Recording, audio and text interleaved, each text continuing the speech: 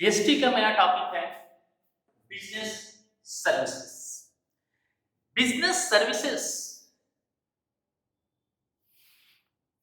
एक ऐसी सर्विस है जो बिजनेस को स्मूथली रन करने के लिए इंफ्रास्ट्रक्चर का फॉर्मेशन करती है ताकि बिजनेस का फ्लो रुके ना और ऑलवेज चलता रहे। ये जितनी सर्विसेज हैं इसमें वो सारी सर्विसेज हैं जो कि बिजनेस के फ्लो को जो है बरकरार रखती है, बनाए रखती है।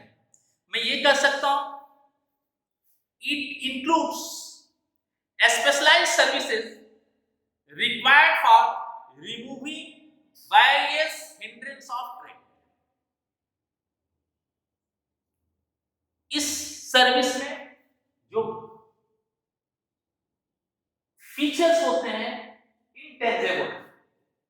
इंटेंजिबल का मतलब है दिखाई नहीं देते, इट इज ए हिंड्रेंस। और ये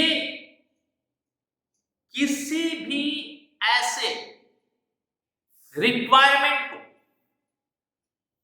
जो कि सेटिस्फेक्शन देता है कस्टमर को उसके वांट्स के, उसके नीड के हिसाब से, इसकी क्वालिटी का पता केवल हम फीलिंग से लगा सकते हैं, केवल हम अनुभव से लगा सकते हैं। ये सप्लायर्स और कस्टमर के बीच में इस बात का प्रयत्न करता है कि वो ज्यादा से ज्यादा सेटिस्फाइड कर सके। जितना ज्यादा सेटिस्फाइड करेगा इसका केवल आप फीलिंग से सेटिस्फेक्शन ले सकते हैं, ये छुआ टच किया जा नहीं सकता है।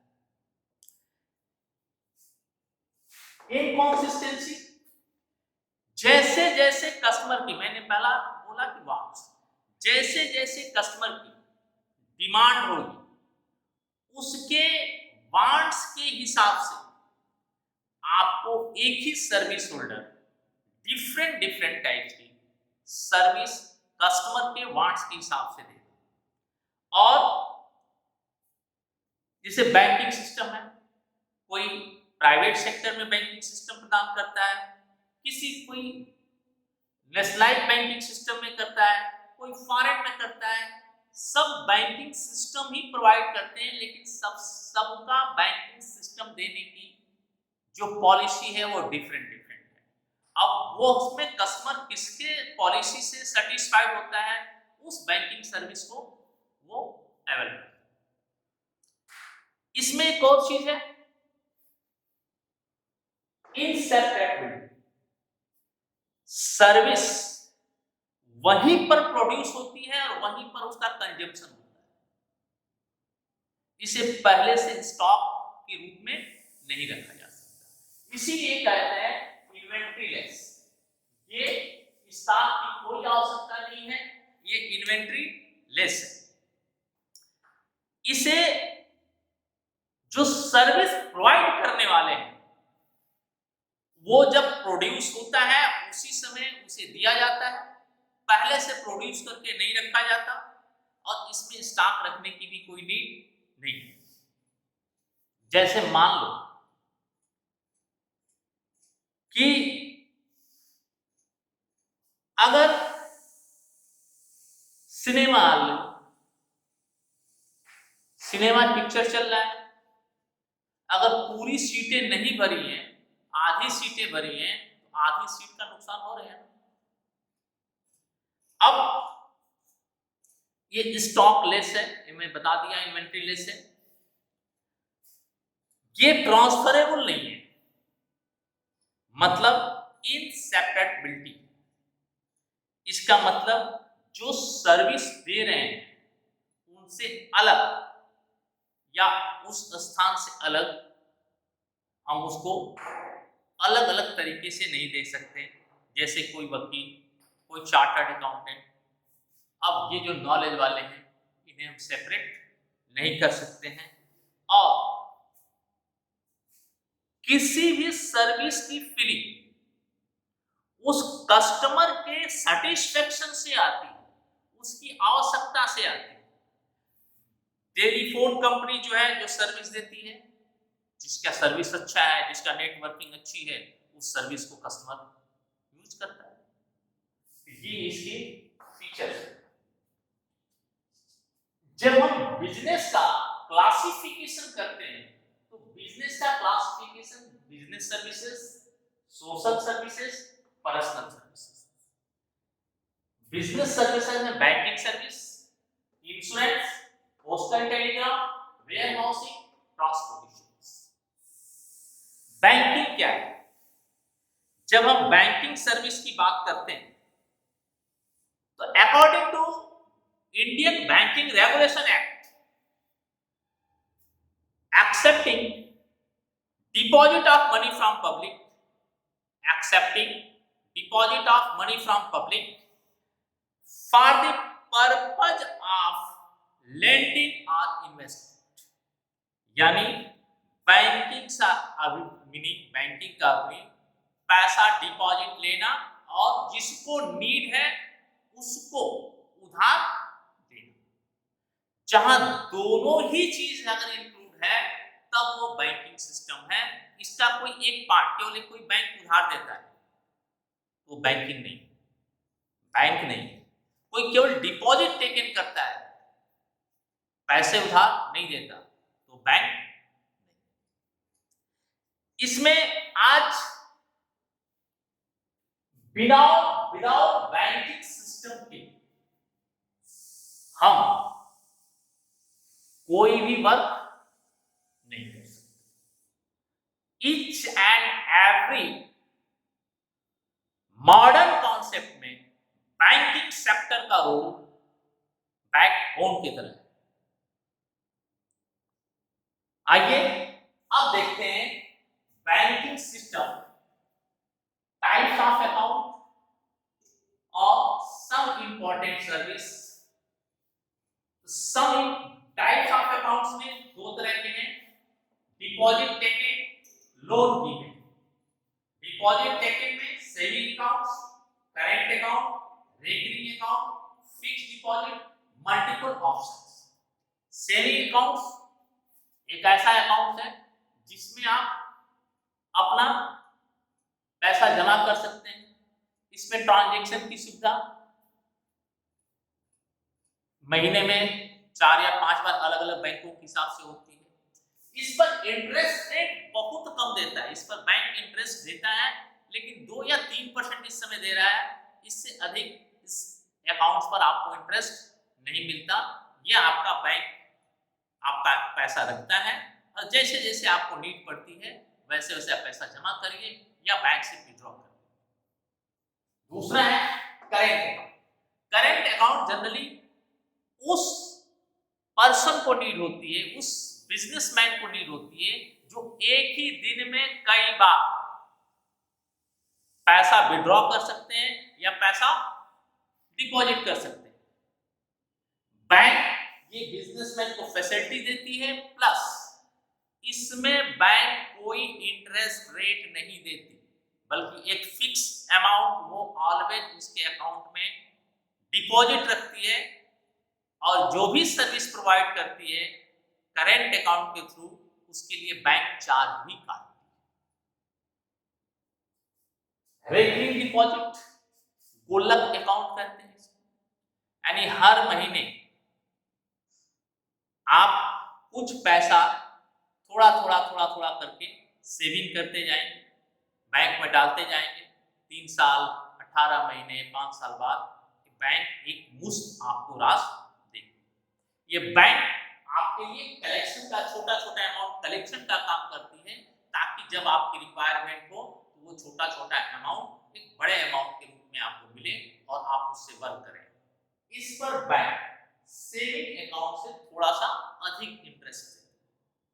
फिक्स्ड डिपॉजिट, फिक्स्ड डिपॉजिट का मतलब टाइमली डिपॉजिट। एक फिक्स टाइम के लिए बैंक डिपॉजिट लेता है और सबसे अधिक इंटरेस्ट रेट फिक्स डिपॉजिट पर देता है। हाँ, बहुत सारे बैंक आपको फिक्स डिपॉजिट लेते हैं, रखते हैं, अलग अलग टाइप की अलग अलग उनकी पॉलिसी है। नेशनल बैंकों में एक चीज है, फिक्स डिपॉजिट आपने किया है तो जब कभी आपकी आवश्यकता हुई तो आप मिड पीरियड में भी उसे तोड़ सकते हैं, ऐसा है। और फिक्स डिपॉजिट के लिए आपको सबसे ज्यादा इंटरेस्ट रेट देते हैं मल्टीपल ऑप्शन। मल्टीपल ऑप्शन का मतलब एक ही अकाउंट में, सेविंग अकाउंट्स में ही फिक्स डिपॉजिट और सेविंग अकाउंट दोनों का बेनिफिट मिलता है, जिसे स्वाइप अकाउंट्स भी कहते हैं। अगर आपने अपने बैंक में स्वाइप अकाउंट से अपने अकाउंट को जोड़ दिया है तो एक निश्चित अमाउंट के बाद जितना पैसा आपके बैंक में अकाउंट्स में जमा रहेगा, बैंक उसको ट्रांसफर कर देगा फिक्स डिपॉजिट में, और फिक्स डिपॉजिट से थोड़ा सा कम लेकिन सेविंग अकाउंट से ज्यादा आपको इंटरेस्ट देगा। वह पैसा जितने दिन आपके अकाउंट्स में रहेगा उतने दिन का एक्स्ट्रा इंटरेस्ट आपको देगा। ओवरड्राफ्ट, ओवरड्राफ्ट का मतलब है बैंक आपके अकाउंट्स में जो पैसा देता है ये करेंट अकाउंट से रिलेटेड, इसका रिलेशन करेंट अकाउंट से होता है। यानी अगर आपके करेंट अकाउंट में चल रहा है और किसी समय ऐसा लगता है कि आपको तुरंत थोड़ी अधिक पैसे की जरूरत है, उतना अधिक, एक लिमिट अधिक तक आपको ड्राइंग करने का पावर बैंक देता है, और एक लिमिटेड अमाउंट तक वो आपको ओवर देता है, यानी ओवरड्राफ्ट करता है, ताकि आपका जो अमाउंट है उससे 1-2 लाख 3 लाख जो भी अमाउंट फिक्स है उससे अधिक इतना अमाउंट आप विड्रॉ कर सकते हैं। और फिर बैंक में आप जब डिपॉजिट करेंगे तो बैंक केवल उतने दिन का ही इंटरेस्ट लेगा।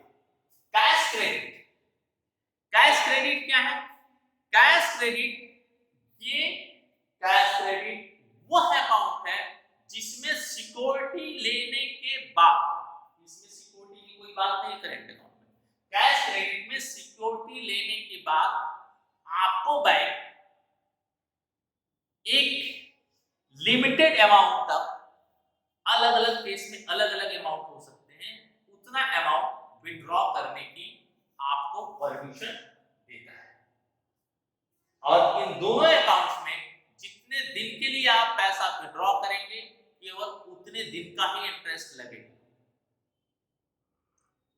Bank short term, medium term, long term में लोन प्रोवाइड करता है, और बैंक यहाँ पर गवर्नमेंट के अकॉर्डिंग अलग अलग सेक्टर में अलग अलग तरीके के लोन भी प्रोवाइड करता है। ये loan short term, medium term और लॉन्ग टर्म में डिपॉजिट होते हैं। इसमें एक बार लोन आपका पास हो गया और आपके अकाउंट में वो पैसा ट्रांसफर हो गया, उसी दिन से इंटरेस्ट चलेगा, चाहे आपने बैंक से पैसा विड्रॉ किया है या नहीं किया है, आपका इंटरेस्ट रेट बैंक उसी दिन से चार्ज करेगा। आइए जनरल क्या है?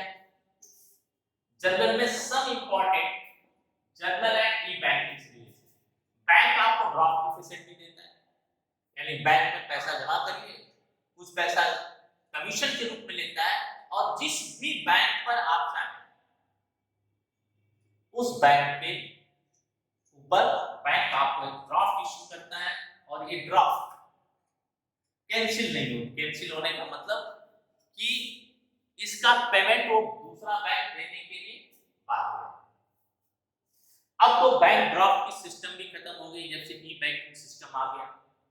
बैंकर से पे ऑर्डर, ये एक ऐसा डॉक्यूमेंट है जो एक बैंक किसी थर्ड पार्टी को कोई स्पेशल अमाउंट पेमेंट करने का डायरेक्शन देता है या इंस्ट्रक्शन देता है।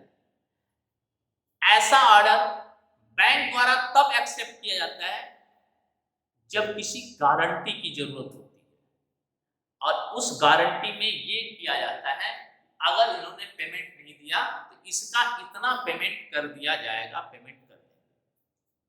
मतलब ये, जैसे फॉरेन से कोई आप व्यापार कर रहे हैं, वहां का बिजनेसमैन आपको नहीं जानता है, तो आप उससे अगर माल खरीदेंगे तो कहेगा उधार लेना चाहते हैं आप, पैसे पहले पैसा जब दे दें तो हो सकता है माल फंस जाए, फॉरेन कैसे जाएंगे, तो वो कहता है कि बैंक गारंटी हमें दे दीजिए।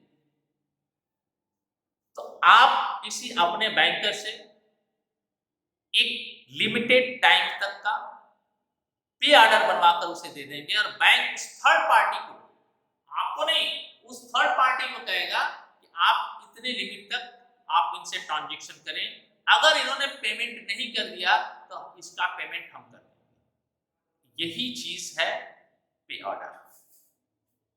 Real time gross settlement, RTGS and net. अब ये आरटीजीएस का सेटलमेंट रियल टाइम पे होता है। जिस समय आपने इसको एक बैंक से दूसरे बैंक में पैसा ट्रांसफर किया, उसी समय वो अमाउंट वहां पर ट्रांसफर हो जाता है, और किसी अन्य ट्रांजेक्शन के साथ इसको नहीं जोड़ते। निफ्ट भी वही है, लेकिन आरटीजीएस में अमाउंट होता है कि इतना अमाउंट तक आप इससे ऊपर का अमाउंट कर सकते हैं, इसमें अमाउंट का कोई बैन नहीं हो सकता, छोटे छोटे अमाउंट भी ट्रांजैक्शन होते हैं। E banking system, electronic fund transfer.